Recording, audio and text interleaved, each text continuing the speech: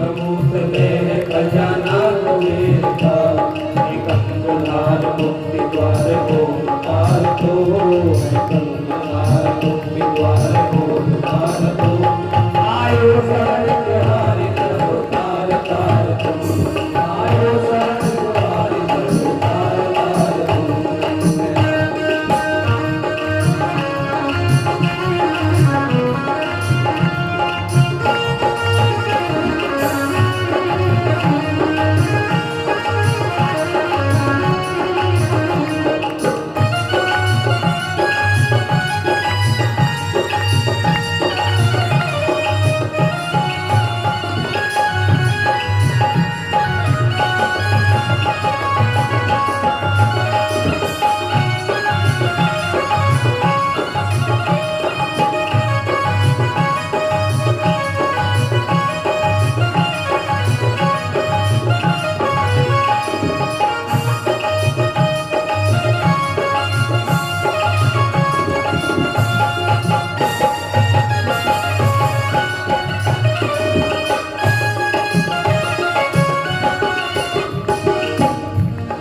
क्या नहीं किया क्या दान दे, बच गए तेरे लोग शंभु तेरे दान से, क्या नहीं किया हमने क्या प्रमाण दे, बच गए तेरे लोग शंभु तेरे दान से, तेरे पिया निवर दिया कितना उदार दो, तेरे पिया निवर दिया कितना उदार दो, आयो शरण हमारे प्रभु तार तार दो, आयो शरण हमारे प्रभु तार तार दो, कैलाश के निवास शंभु तार तार हो, तार तार हो, आयो शरण हमारे प्रभु तार तार दो, आयो शरण हमारे प्रभु तार तार दो, आयो शरण बिहारी प्रभु तार तार दो।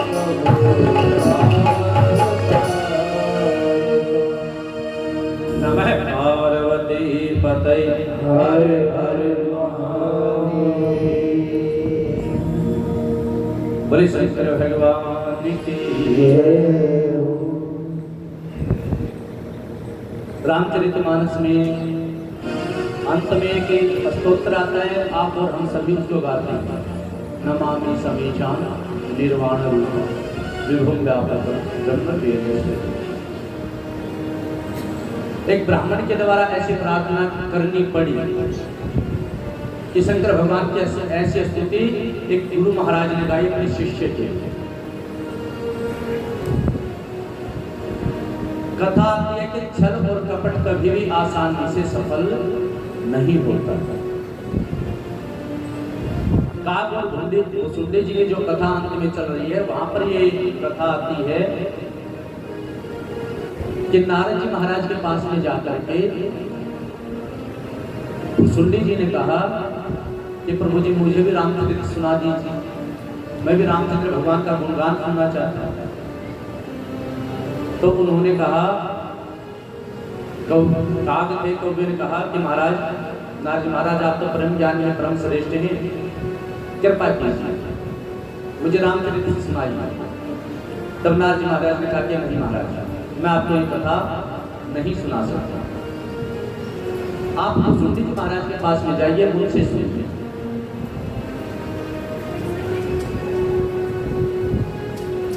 तब उन्होंने कहा कि प्रभु जी आप तो नहीं सुना सकते, क्यों? खग ही जाने खग की भाषा। कौवा है तो कौवा तो पक्षियों की भाषा समझेगा। जही के जही पर सत्य सनेहु तो तही मिलेने बच संदेहु। जो जैसा होगा उसको उसी प्रकार के क्षेत्र के अंदर भेजना पड़ेगा। जिसकी भाषा जैसी है वैसे भाषा वालों के पास में भेजना पड़ेगा। यदि किसी को इंग्लिश में कथा सुननी तो फिर इंग्लिश वालों के पास भेजना पड़ेगा, भैया वहाँ जाइए, इंग्लिश में तो वहाँ सुना सकते हैं, वहाँ समझ लीजिए। कोई सारी संस्कृत में कथा सुन सकता है और समझ सकता है, तो फिर उन विद्वानों के पास भेजना पड़ेगा कि जो सारी संस्कृत में वहाँ सुनाएंगे, वहाँ पर आप आनंद लीजिए। नारद महाराज ने कहा कि मेरे वचन आपको समझ नहीं आएंगे, आप भुसुंडी महाराज जी के पास जाकर के सुनिए। अब वहां पर जाकर के आप भुसुंडी जी कथा कर रही है, तब पूछ रही कि आपने एक कौवे का शरीर पाया कैसे? बोले छल के कारण, छल किया। छल का परिणाम ये है कि मेरा पहले जैसा शरीर नहीं रहा। बोले मैं किसी गुरु के पास में रहता था और उससे एक ही बात प्रश्न करता रहता था कि परमात्मा निराकार कैसे, परमात्मा निराकार कैसे। वो समझाते रहे कि विष्णु जी ऐसे हैं, राम जी ऐसे हैं, नारायण जी ऐसे हैं, ठाकुर जी महाराज ऐसे हैं, वो ऐसे कृपा करते हैं, उनके ऊपर कृपा की, सबरी के ऊपर कृपा की, बहुत सारी कथाएं सुनाई, लेकिन नहीं मन के अंदर बैठ। और कथा कहते हैं कि यदि आप चंदन को भी जो शीतलता देने वाला होता है, यदि बहुत ज्यादा घिसेंगे तो उसमें से भी अपनी प्रकट हो जाता है। बहुत ज्यादा रगड़ किसी की लगानी अच्छी थी, वहां पर भी क्रोध के चिन्ह होते।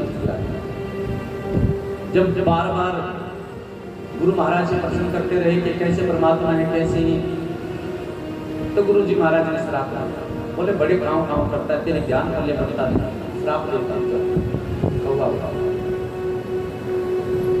लेकिन गुरु जी महाराज कैसे होते हैं, जैसे मक्खन होता है वैसे कोमल है।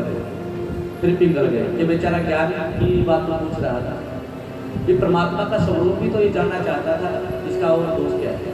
फिर दयालु हो गए, बोले मैं आशीर्वाद देता हूँ, जहाँ जहाँ जब जब राम अवतार होगा तब जाकर के राम जी के दर्शन करोगे, और जो ज्ञान मैंने आपको दिया जन्म जन्मांतर तक का वो ज्ञान आपके हृदय के अंदर स्थापित है।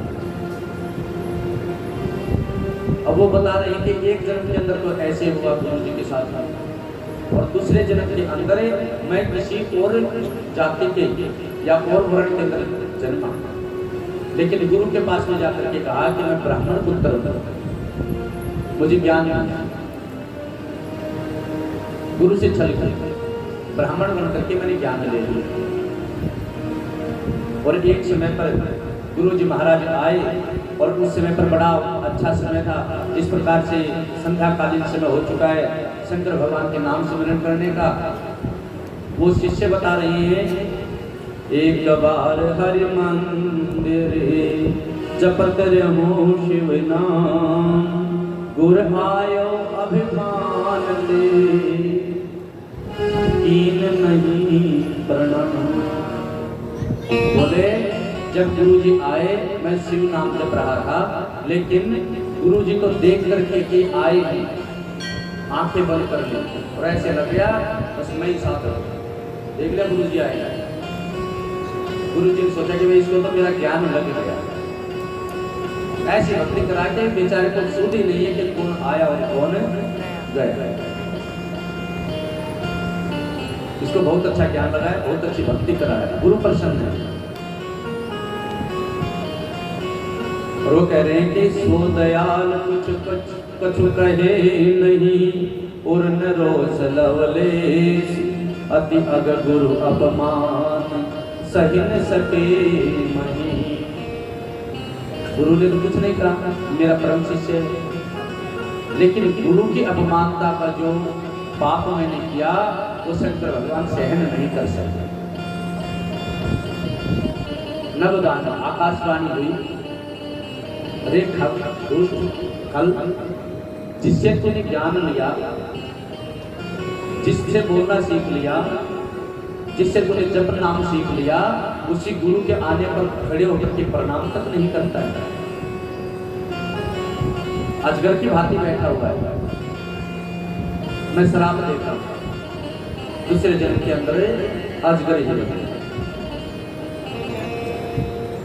और जब शराब सुना, जो गुरु महाराज थे उन्होंने हाथ जोड़ करके जो शंकर भगवान का जो स्तोत्र गाया जाता है, वह स्तोत्र गुरु जी महाराज ने अपने शिष्य के लिए गाया है। नमामि समीशान निर्वाण रूपम व्यापकम वेद स्वरूपम निजं निर्गुणं निर्विकारं कानन पानी हम चिदाकाश भाकाश निराकार गोकार गोलम तुरीरम गिराजान गोतित नीशम गिरीशम करलम महाकार कालम कालम गुणाकार संसार पारम तुषारा संकाश गौरव गंभीरम मनोभूत गोरे प्रवासी शरीरम सफल गौर यदि चारुगंगा लक्ष्य बालदास धर्म पे गंगा चलत कुंडलम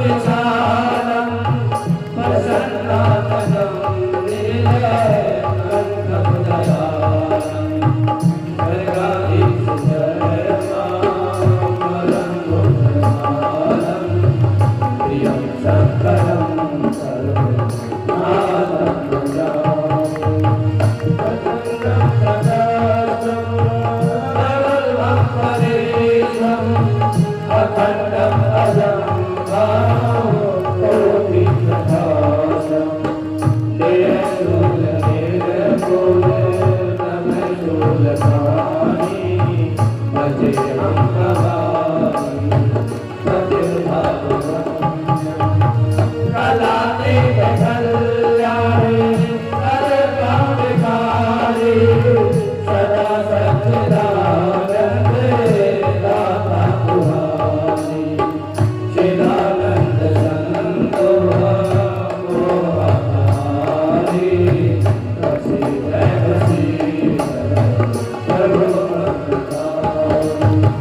नया मधुभाव कालारविन्दं भजन्ति अजोगे परिमलराणम् नवावत्सुखं शान्ति सत्ताभिलाषं प्रसीद प्रभो भूतादिवासं न जानामि योगं जपं देव पूर्णा ततोऽहं सदा सर्वसद्गुरोऽहं जनाजनतो प्रभो पारियापं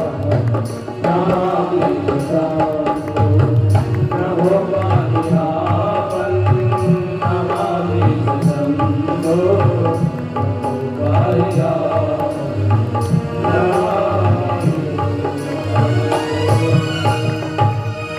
रुद्राक्षं प्रोक्तं विप्रेण हरतोषि ये पठन्ति नराभक्ता तेषां शम्भो प्रसीदते नमः पार्वती पते हर हर महादेव।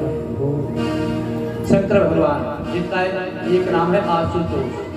आशुतोष बहुत जल्दी संतुष्ट करने वाला। शंकर भगवान की स्तुति सुनी, उसी के अंदर द्रवित हो गए और द्रवित होते हुए बार बार जो श्राप दिया उसके लिए कहते हैं सुनि विनती सर्वज्ञ शिव देख विप्र अनुराग पुनि मंदिर नगवान भई द्विज वर बोले हे द्विज वर, आपने ऐसा सुंदर स्तोत्र गाया, मेरी स्तुति की है, जो वरदान मांगना चाहते हैं मांग। लेकिन ब्राह्मण ने अपने स्वयं के लिए तो गाया नहीं, किसके लिए गाया था? अपने शिष्य के लिए कि ये अजगर की झुंडी के अंदर ना भटकता था, गर्मी में सर्दी में पेट के भर न चलता फिरे, अजगर की झुंडी सबसे कोई होनी मानी जाती है, ये अजगर की झुंडी। और बार बार प्रार्थना करें, जो प्रसन्न प्रभु मोह परे नाथ दीन परने निज पद भक्ति देव मोहि पुनि दोसर वर दे। प्रभु जी यदि आप कुछ देना ही चाहते हैं तो प्रथम वर भक्ति देव मोहि। प्रभु जी मुझे भक्ति दीजिए। भक्ति के बल पर मनुष्य सब कुछ कर सकता है। बिन सत्संग विवेक न होई, राम कृपा बिन सुलभ न सोई। आप भक्ति कब करेंगे? जब आपको सत्संग लग जाएगा। और सत्संग कब लगेगा? जब राम की कृपा हो। अन्यथा घर के अंदर आराम से बैठे हुए हैं, भगवान जब तक नहीं चाहता किसी को कथा में नहीं आना।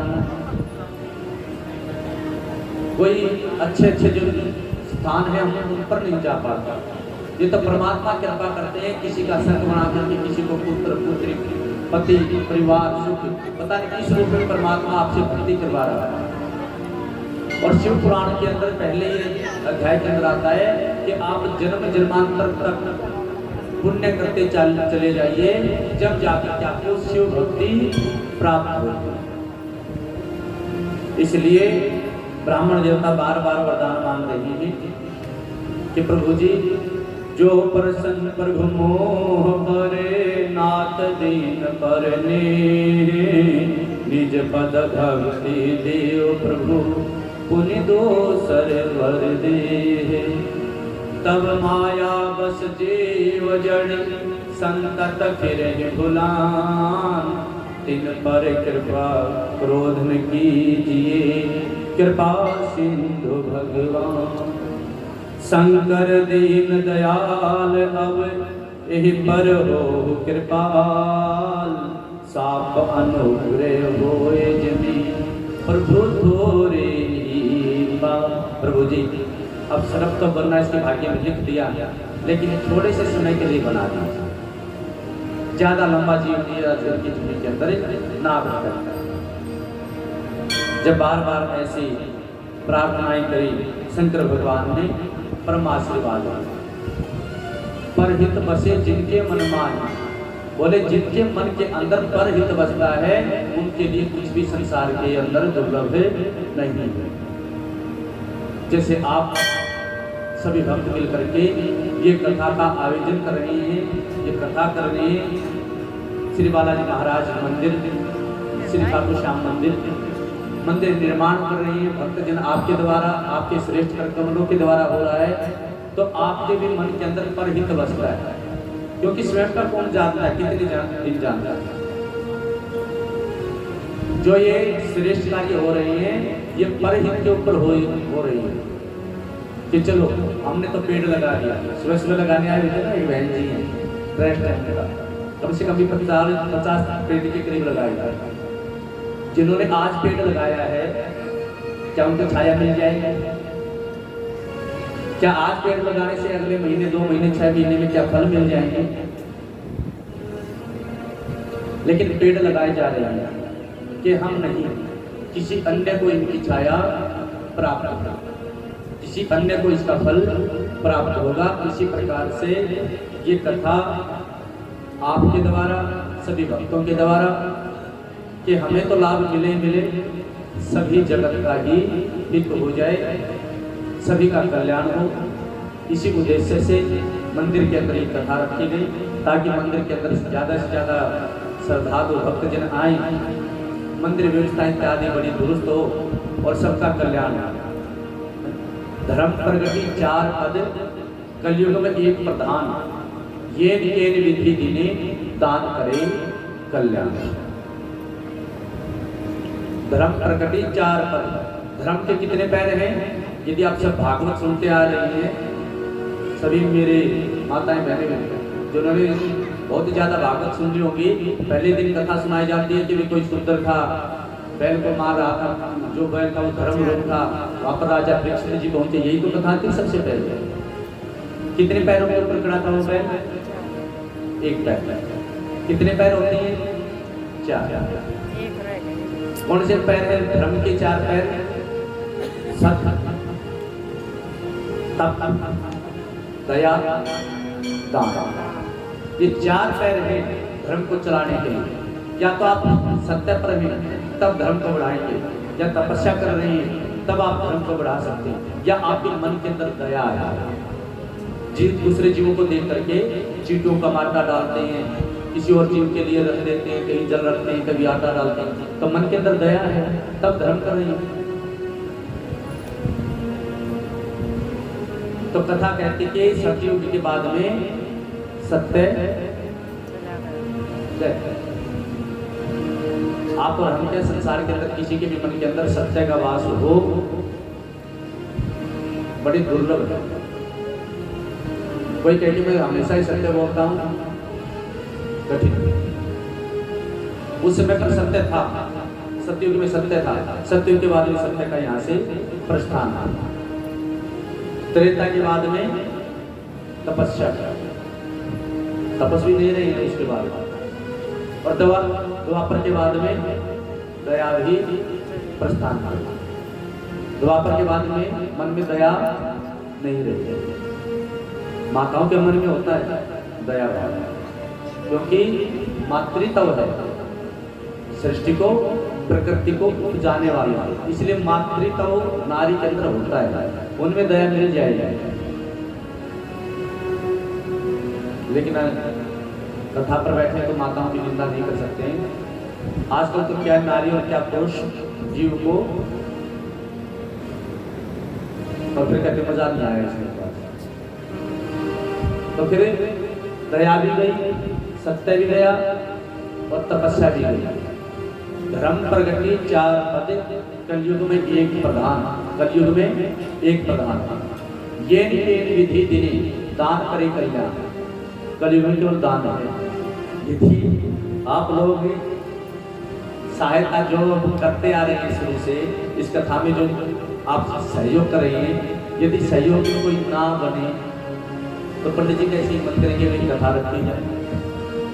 मंदिर, शिवालय, देवालय, धर्मशाला ये जो चल रही हैं वो आप लोगों के बल से चल रहे हैं, दान से चल रहे हैं। यदि दान करता नहीं आएंगे तो प्रत्येक महीने हर जगह का खर्चा भी है, वहाँ पर जो आदमी रखा जाता है उसका भी उधर भी है, बिजली का भी है, सब कुछ आजकल। और तो क्या करें, जो आपके सामने नोट के बड़ी गिलास में बेचारे आजकल पानी में मोहर बनाने लगे। अपनी भाषा थी आ बैठ पी पानी 3 वस्तु बोल नहीं आती। पहले इतना अच्छा समाज था, आदर से बैठा था। इसलिए श्रेष्ठ है आप मंदिर के लिए या फिर आपके पास में जो भी धर्म स्थान है, श्रेष्ठ से श्रेष्ठ जो आप कर सकते हैं वो कार्य करें। आप मंदिर बना हुआ है, आप आकर के तपस्या करें। मैं नहीं कहूँगा कि ऐसे ही सब कुछ है, नहीं। आप यहाँ आएंगे तपस्या करें, सर्वप्रथम भगवान के आकर के नाम सुमिरन करें। सुंदरकांड का पाठ होता है, कोई और पाठ होता है, दुर्गा जी का पाठ होता है, तो उन पाठों के अंदर आप भाग लें, क्योंकि अंदर है तो है सारी चीजें। मनुष्य के अंदर अभी दया भी बची है थोड़ी बहुत। तपस्या करने का भी कभी कभी मन हो जाता है कि चलो आज तो जल अर्पण करके कुछ देर के लिए तो ओम नमः शिवाय जपी। जो हमारे अंदर जो चीजें विलुप्त होती जा रही हैं, हम उनको दोबारा से जागृत करें। जो दिन में कथा बताई थी ना, सतयुग और कलयुग वही है। जो दिन में कथा सुनाई थी कि भाई किसी ब्राह्मण ने कलयुग के अंदर सतयुग बना दिया था, तो सतयुग बनाने वाला भी आप और हम हैं, और एक कलयुग बनाने वाले भी आप और हम हैं। यदि आपके मन के अंदर सत्यता का वास है तो ये सतयुग है, और आपके मन के अंदर तप का स्थान है तो ये त्रेता है, आपके अंदर दया का भाव है तो ये द्वापर है, और यदि हमारे मन के अंदर कुत्सित विचार है तो ये कलयुग है।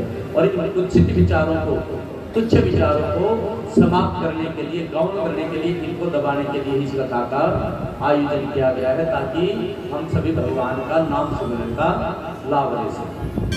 मैं ब्राह्मण देवताओं से प्रार्थना करूंगा कृपा करके आरती की तैयारी की जाए।